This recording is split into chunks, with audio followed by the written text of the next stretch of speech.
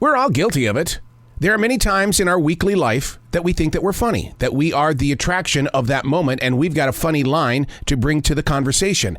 And then it falls flat. It's like, oh no.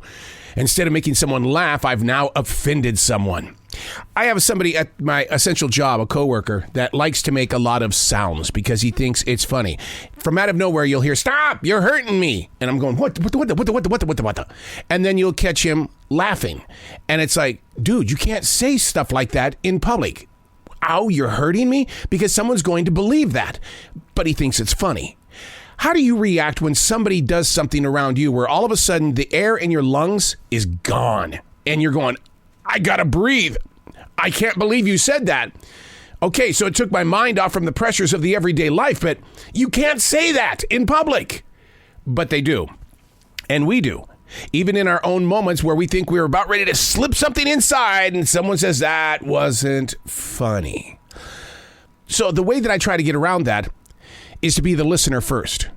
To be able to find out what's going on in the conversation, and if I have something funny, or maybe I assume I've got something funny, the first thing that I'll do is I set myself up with, I think I'm going to cross the line. Is everybody okay with that? Which we never did in terrestrial radio. Oh, hell no. What we did was there was a door that separated the sales department and the business side of radio, and we would tell people, when you open that door and you come on this side, we're going to say anything and everything, and you will be offended. Now try that in the real world. Yeah. Hey, it's Arrow. This is The Choice. This is what I was writing while the sun was waking up on a brilliant new day. Today we're reading from August 25th, 2023. In prayer this morning, I spoke of how we keep our truer stories about life and all the experiences that we go through locked up inside a hope chest.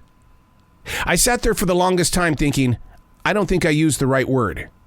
I wanted to make sure that I was using the right box. So I went to dictionary.com, and they describe a hope chest as being a place where women prepared for marriage by collecting blankets, clothing, and other household items. My mother had a hope chest.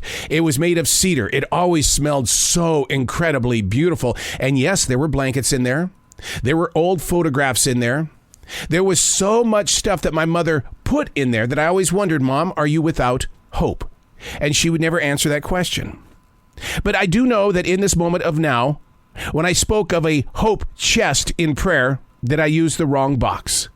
And then I stepped back and went, well, what kind of a box are we storing things in?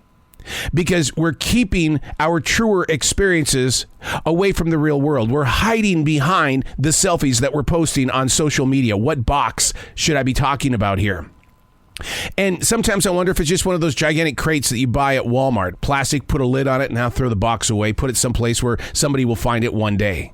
And when they do, I often wonder, what do they think when they open that box? And will it even stink? One of the things that I agreed with myself on way back in the early part of my daily writing, I told myself, with your writing, you will not stuff it in a box. You will be open with your writing. Because I believe that being an open writer creates a conversation. If all my emotions are being tossed onto a page and then thrown into a box, how do you expect to have a real conversation with me? If I can't come out and say, hey, in my writing today, I spoke about that very subject. And I did some research, and this is what I found out. It creates conversation. Now, sometimes people don't agree with the conversations that I bring up, and they sit there and give me that oddball look. But I go, hey, I think it's cool that you don't agree with what's going on, because that's what having a human connection is all about. We don't have to fight about it. We don't have to agree with it. All we have to do is just have some sort of collaboration of thought.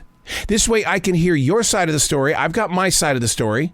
And somewhere in the middle, it all works. So I always ask people, when you write, don't hide.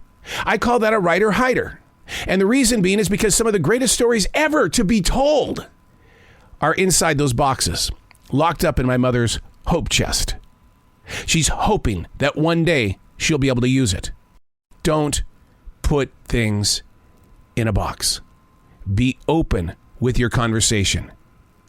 We're doing the Swedish death cleaning. That means we're going through this house And anything and everything that other members of our family do not want, guess who gets it? We donate it or we take it to the dump.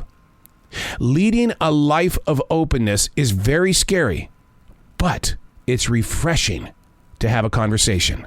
I'm Arrow, and that's what I was writing while the sun was waking up on a brilliant new day.